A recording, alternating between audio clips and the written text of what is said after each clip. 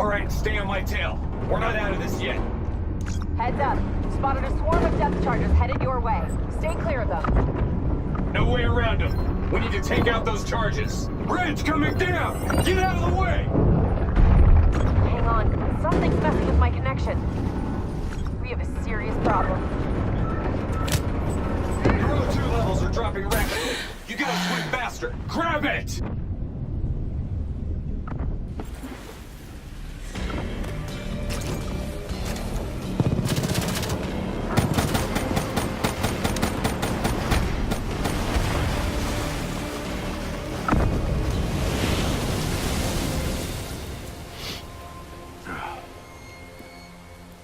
You alright?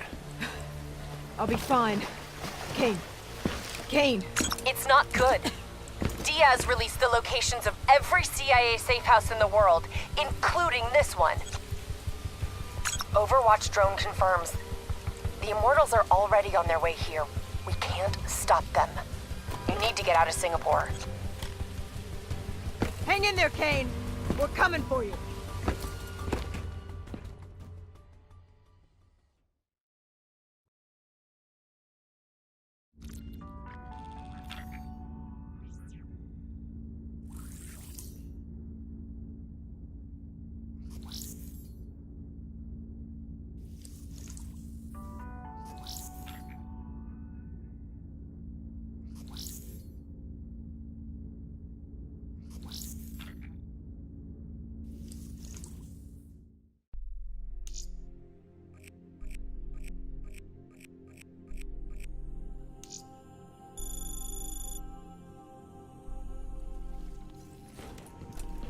I'm telling you now, you may well regret this. The Immortals are out for revenge. By the time we get to Kane, there'll be nothing left of her. This isn't up for discussion.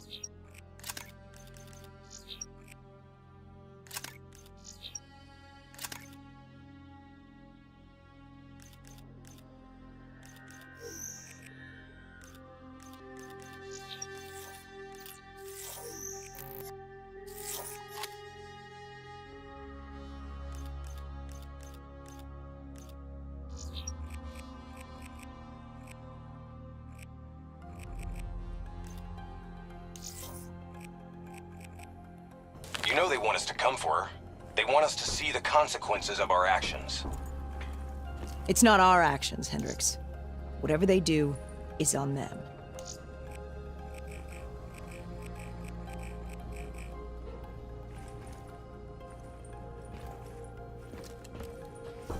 As I said before, we have no further...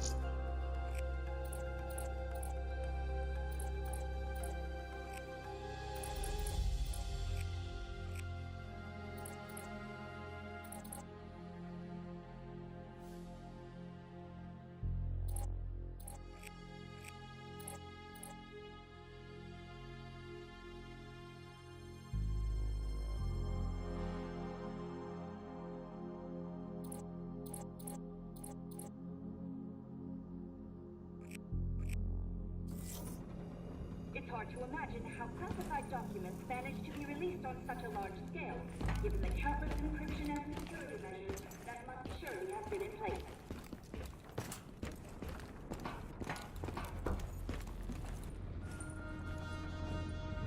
The suggestion that the disaster in Singapore was a direct result of illegal CIA experiments reopens the discussion as to exactly what was released over the city on that fateful day.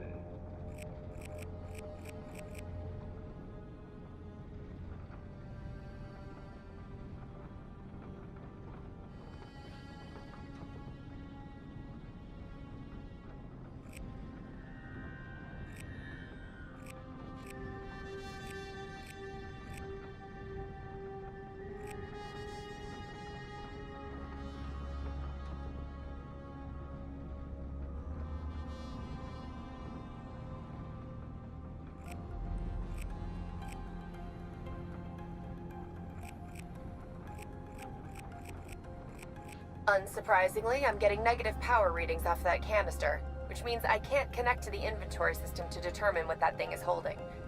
Those things are manufactured to survive substantial impacts and are coated in the same self-repairing smart materials that make up your body armor. Lucky for us, the containment is designed to remain active in the event of power loss. Be careful with that. I'm surprised the kit's still intact. Even the 54I must have initially given the place a wide berth when they moved into the quarantine zone in 2061. That's one ugly augmentation.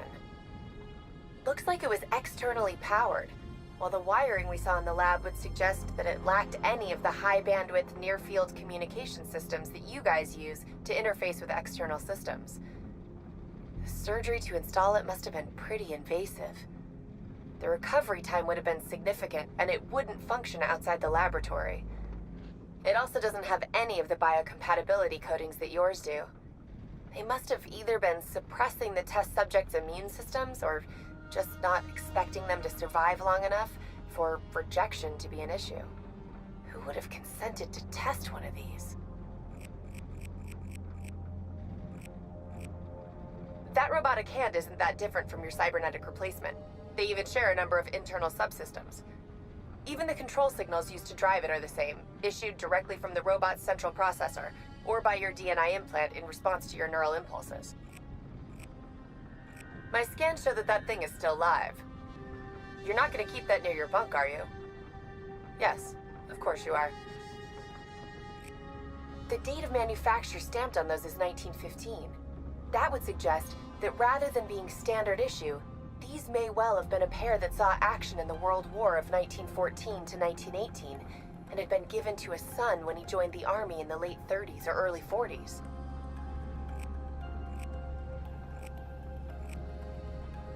Scans show that that collar has a faulty electronic fuse. Regardless of whether the detonate command was local or remote, that thing's a squib. The magnets are a cute touch. The real thing uses an electromagnetic suspension system to float the entire train about 15 millimeters off its track. It doesn't sound like a lot, but that's a 62-ton vehicle floating and being pushed forward at up to 500 kilometers an hour. Those are some strong magnets.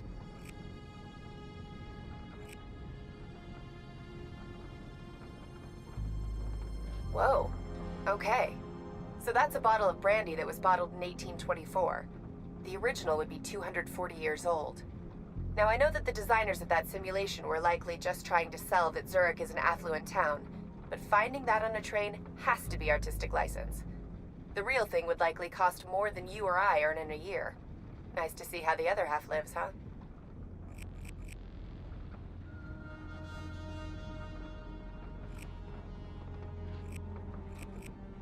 Only in Zurich.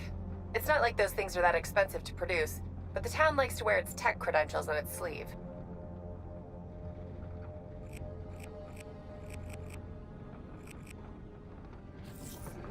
Various Russian scientists have gone on record to suggest that a number of